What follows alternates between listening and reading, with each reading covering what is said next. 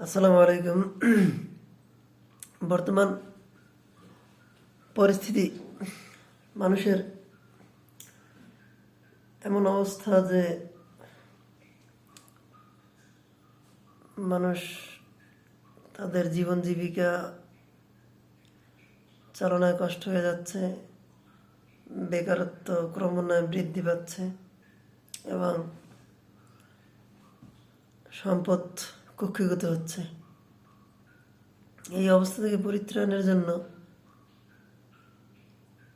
একটা ভালো সরকার, জনবান্ধব সরকার এই দেশের জন্য এখন অপরিহার্য। সেটা হবে কি না আল্লাহ তাআলা ভালো জানেন। তবে সেই দায়ভার, সেই পছন্দ আমাদের মতো সাধারণ মানুষের ওপর। আমরা কতটা সেই দায়ভারকে গ্রহণ করি, পছন্দকে গ্রহণ করে কতটা যুক্তিসঙ্গত কাজ করি, তার উপরে আমাদের ভাগ্য নির্ভর করবে। একটা কথা না বললেই নয়, বাংলাদেশের রাজনীতি এমন একটা পথের মধ্যে দিয়ে চলছে, এমন একটা প্রক্রিয়ার মধ্যে দিয়ে চলছে, এসছে চলছে, আল্লাহ না করুক হয়তো ভবিষ্যতেও চলতে পারে। যেই প্রক্রিয়াটা গতানুগতিক আমরা দেখেছি, যেখানে সাধারণ মানুষের কোনো ভাগ্যের কোনো উন্নয়ন নেই, শুধু দলের পকেট, দলের ভাগ্যের উন্নয়ন হয়। যে দল আসুক, যেই দলই আসুক, তারা তাদের নিজেদের চিন্তা করে, সাধারণ মানুষের চিন্তা করে না। টাকা দেখা যাচ্ছে বিদেশ পাচার করছে, একজন এমপি মন্ত্রীর 300 বাড়ি এবং আরও অনেক সম্পদ, হাজার হাজার কোটি টাকার সম্পদ বিদেশ পাচার করছে।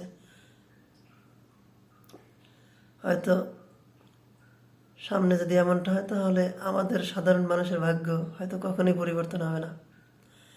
একটা কথা না বললেই নয় যে এই দেশের 95% মানুষের ভাগ্য হচ্ছে 5% মানুষের কাছে বন্দি।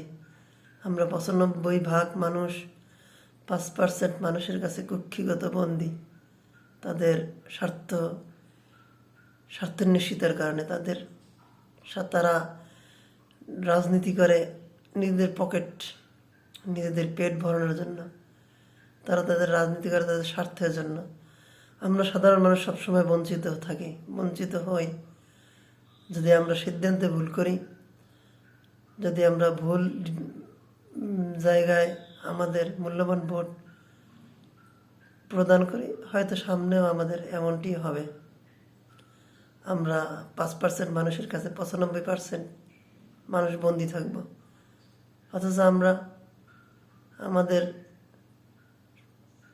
অর্জিত কষ্টার্জিত অর্থ দিয়ে আমাদের পরিবার পরিচালনা করি। আমরা রাজনৈতিক সেই সুযোগ সুবিধা ভোগ করি না। বিভিন্ন সরকারি অনুদানের জন্য আমাদেরকে দেখা যাচ্ছে ঘুষ দিতে হচ্ছে, ঘুষ দিয়ে তারপরে সেই অনুদান গ্রহণ করতে হচ্ছে। 10 টাকার অনুদানের জন্য হয়তো 5 টাকা ঘুষ দিতে হচ্ছে। আমরা যদি আমাদের সিদ্ধান্তকে সঠিকভাবে প্রয়োগ না করতে পারি, ভবিষ্যতে এমনটি হয়তো হতে পারে। এই দেশের মানুষ আর কবে শান্তি সুখ পাবে, এটা এদেশের মানুষ নিজেরাও জানে না যে তাদের ভাগ্যের উন্নয়ন কবে হবে, বেকারত্ব কবে দূর হবে এবং পরিবার নিয়ে শান্তিতে বসবাস করতে পারবে। কোনো চাঁদা দিতে হবে না, কোনো ঘুষ দিতে হবে না, কোনো দুর্নীতি থাকবে না।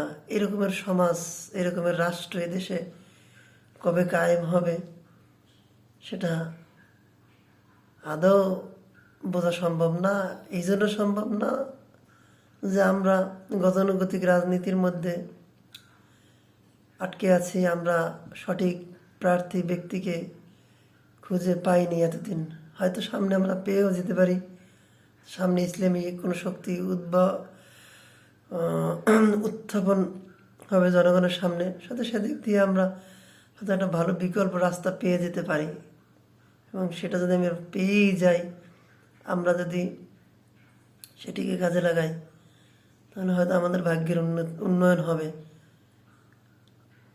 আসলে এটা ইসলাম বলে, আল্লাহ তাআলা বলেন যে জাতি তার নিজের ভাগ্যের উন্নতির চেষ্টা করে না সে জাতির ভাগ্য আল্লাহ তাআলা পরিবর্তন করেন না। আমরা যদি সেই আগের মতোই থেকে যাই, আগের মতোই কাজ করি, আগের মতোই ভোট দেই, আগের মতো চিন্তা ভাবনা করি, তাহলে আমাদের ভাগ্য সেই আগের মতোই থাকবে, আগের মতোই দুর্ভাগ্যের শৃঙ্খল পড়তে হবে। আমাদেরকে সেই আগের মতোই 95% মানুষকে সেই 5% মানুষের হাতে বন্দি থাকতে হবে। আমরা যদি এই 95% মানুষ 5% মানুষের কাছে বন্দি থাকতে না চাই, তাহলে আমরা আমাদের সিদ্ধান্তকে সঠিক জায়গায় যেন প্রয়োগ করি।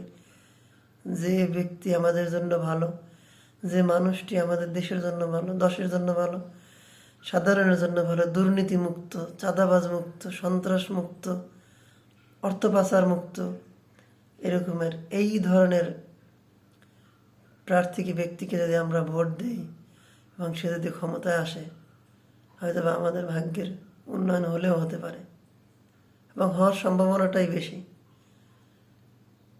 শোনা যাচ্ছে সাধারণ জনগণ বলছে যে আমরা তো অমুক দলকে দেখেছি, এখন নতুন কাউকে দেখি। সেক্ষেত্রে হয়তো এই নতুন কেউ আমাদের জন্য, আমাদের ভাগ্যের জন্য, আমাদের জীবনের জন্য ভালো ভূমিকা পালন করতে পারে। ধন্যবাদ সবাইকে। আসসালামু আলাইকুম। ভালো থাকবেন সবাই।